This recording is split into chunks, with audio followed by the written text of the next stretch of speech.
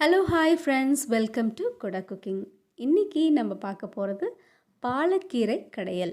இந்த பாலக்கீரை கடையல் ரைஸுக்கு, சப்பாத்திக்கு எல்லாத்துக்குமே ரொம்பவே சூப்பராக இருக்கும்.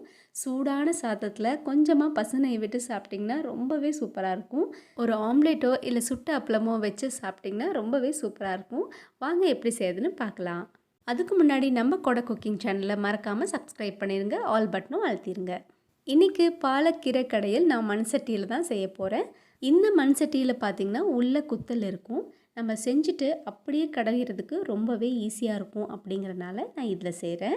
நீங்கள் வீட்டில் எந்த பாத்திரத்தில் வேணாலும் செஞ்சுட்டு மண் சட்டி இருந்தால் நீங்கள் கடைஞ்சிக்கலாம். இப்போ இந்த பாசிப்பருப்பை இந்த மண் சட்டியிலேயே நம்ம வேக வச்சுக்கலாம். 1/2 டம்ளர் பாசிப்பருப்பு எடுத்துகிட்டு தண்ணி ஊற்றிட்டு நல்லா க்ளீன் பண்ணி எடுத்துக்கோங்க. இது தண்ணி ஊற்றி நல்லா 2 முறை சுத்தம் பண்ணி எடுத்துருங்க. அதுக்கப்புறம் நம்ம சட்டியில் போட்டுட்டு வேக வைக்கலாம். 1/2 டம்ளர் பாசிப்பருப்புக்கு நான் 3 டம்ளர் தண்ணி எடுத்துக்கிறேன். எந்த டம்ளரில் நீங்கள் அளந்து எடுக்கிறீங்களோ அதே டம்ளரில் 3 டம்ளர் தண்ணி சேர்த்துக்கோங்க. பாசிப்பருப்பு நல்லா மலர்ந்து வரணும், அதுக்காக நான் 3 டம்ளர் தண்ணி சேர்த்துக்கிறேன். இப்போ இந்த தண்ணியை மூடி வச்சுட்டு நல்லா கொதிக்க விடுங்க. இப்போ நம்ம சுத்தம் பண்ண பாசிப்பருப்பை 10 நிமிஷம் தண்ணியில் ஊற போடுங்க. இல்லைன்னா நீங்கள் டைரெக்டாக கூட வச்சிடலாம். இப்போ தண்ணி நல்லா கொதிக்கிட்டோம். கொதிச்சதுக்கப்புறம் நம்ம பாசிப்பருப்பை இதுக்குள்ளே சேர்த்துடலாம். தண்ணி நல்லா சூடாயிடுச்சு. இப்போ பாசிப்பருப்பை நம்ம சேர்த்துக்கலாம். எல்லா பாசிப்பருப்பையும் சேர்த்துட்டு ஒரு கொதி நல்லா வரும். அந்த கொதி வர்றப்போ அடுப்பை சிம்மில் வச்சுருங்க. இது கூடவே 1/2 ஸ்பூன் மிளகு, 1/2 ஸ்பூன் ஜீரகம் சேர்த்துக்கோங்க. இது கூடவே 5-6 பல்லு பூண்டு, ஒரு கைப்பிடி சின்ன வெங்காயம் இது கூடவே சேர்த்துக்கோங்க. சின்ன வெங்காயம் சேர்த்துக்கிறப்போ டேஸ்ட் ரொம்ப நல்லாயிருக்கும். அப்படி இல்லை அப்படின்னா நீங்கள் பெரிய வெங்காயம் சேர்த்துக்கோங்க. கூடவே ஒரு மீடியம் சைஸ் தக்காளியை 1-2 கட் பண்ணிவிட்டு இது கூட சேர்த்துக்கோங்க. இது கூடவே 1/2 ஸ்பூன் மஞ்சத்தூள் சேர்த்துட்டு நல்லா கிளறி விட்டுக்கோங்க. இதெல்லாம் சேர்த்ததுக்கப்புறம் நல்லா ஒரு கொதி வரும். அந்த ஸ்டேஜில் நீங்கள் அடுப்பணலை நல்லா சிம்மில் வச்சுருங்க. ஹை ஃப்ளேமில் வச்சிங்கன்னா பருப்பு வேகவே வேகாது. அதனால் அடுப்பணலை நல்லா சிம்மில் வச்சுட்டு இது மாதிரி ஒரு 10 நிமிஷம் மூடி வைங்க. இந்த டைமில் ஒரு கட்டு பாலக்கீரையை நல்லா க்ளீன் பண்ணிவிட்டு நான் எடுத்து வச்சுருக்கேன். இதில் பார்த்திங்கன்னா மணல் நிறையா இருக்கும். அதனால் 2-3 தடவை நீங்கள் க்ளீன் பண்ணிவிட்டு இது மாதிரி பொடி பொடியாக கட் பண்ணி எடுத்துக்கோங்க. இப்போ பாருங்கள், 10 நிமிஷத்துக்கு அப்புறம் பருப்பு நல்லா மலர்ந்து வந்துருச்சு. உங்களுக்கு பார்த்தாவே தெரியும். சிம்மில் வச்சா மட்டும்தான் இது மாதிரி பருப்பு நல்லா மலர்ந்து வரும், குழையாது. இந்த பருப்பு கூடவே விளக்கெண்ணெய் 1 ஸ்பூன் ஊற்றிக்கிறதா இருந்தாலும் நீங்கள் ஊற்றிக்கலாம். பருப்பு ஈஸியாக வேகும். இப்போ நம்ம வச்சுருக்க பாலக்கீரையை இது கூட சேர்த்துக்கலாம். பொடி பொடியாக கட் பண்ணி வச்சுருக்க பாலக்கீரையை இது கூட சேர்த்துக்கோங்க. நம்ம வச்சுருக்க கீரை எல்லாமே நம்ம சேர்த்ததுக்கப்புறம் 1 ஸ்பூன் சாம்பார் மிளகாய்த்தூள் நீங்கள் சேர்த்துக்கோங்க. தேவையான உப்பு சேர்த்துக்கோங்க. 1 ஸ்பூன் கல்லுப்பு நான் சேர்த்துருக்கேன்.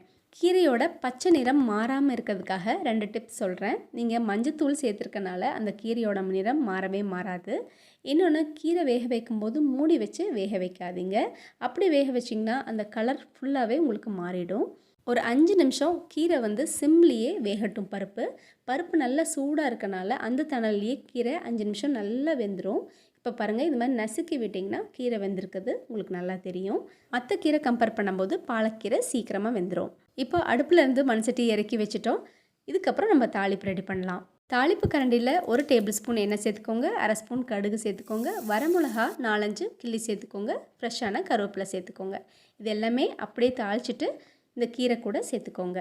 நான் இன்றைக்கி குத்தல் சட்டி எடுத்துருக்கனால அப்படியே நான் கடைஞ்சி விடுறேன். நீங்கள் மிக்சியில் போட்டிங்கன்னா ரொம்ப நைஸாக ஆகிடும்.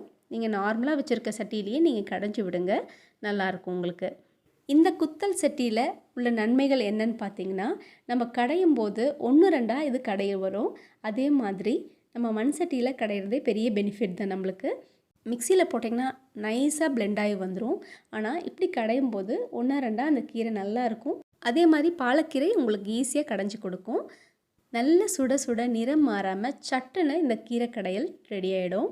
இந்த கீரை கடையல் நீங்கள் ஒரு முறை செஞ்சு பாருங்கள். உங்கள் வீட்டில் எல்லாருமே இதை செஞ்சு தர சொல்லி அடிக்கடி கேட்பாங்க. நல்ல சூடான சாதத்தில் கொஞ்சமாக பசுனை விட்டு இந்த கீரை கடையல் வச்சு ஒரு ஆம்லேட்டோ இல்லை சுட்ட அப்பளமோ வச்சு சாப்பிட்டு பாருங்கள். அவ்வளோ சூப்பராக இருக்கும். மட்டன் குழம்போ சிக்கன் குழம்போ இதுக்கு முன்னாடி நிற்கவே முடியாது. அவ்வளோ நல்லாயிருக்கும். ஒரு முறை உங்கள் வீட்டில் ட்ரை பண்ணி பாருங்கள். ட்ரை பண்ணி பார்த்துட்டு எனக்கு கமெண்ட் சொல்லுங்கள். உங்கள் ஃப்ரெண்ட்ஸ் அண்ட் ஃபேமிலிக்கும் ஷேர் பண்ணுங்கள். மறக்காமல் சப்ஸ்கிரைப் பண்ணிடுங்க. டாடா.